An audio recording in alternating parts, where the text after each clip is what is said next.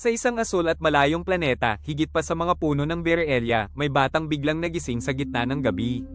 Hindi niya alam kung bakit siya napupukaw ng ganoon, mabilis ang tibok ng puso, nanginginig ang mga kamay na tila may hawak na isang bagay na hindi umiiral.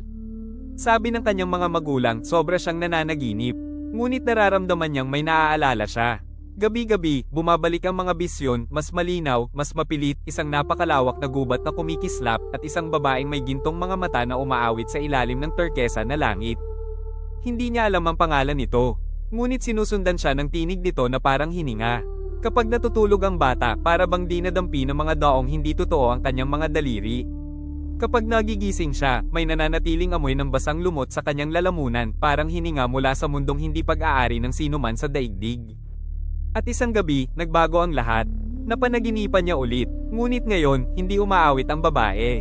Hinihintay siya nito. Sa parehong sandali, sa kabilang dulo ng kalawakan, naramdaman ni Aelia, nag-iisa sa clearing, ang pag-alo ng pulso sa mga ugat.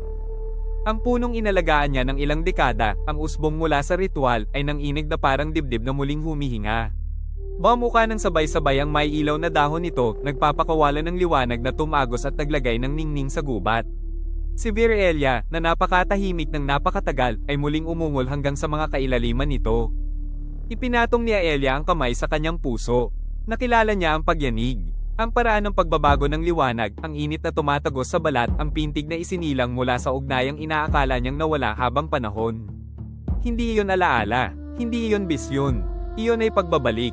Sa panaginip ng bata, iniabot ng babae ang kanyang kamay.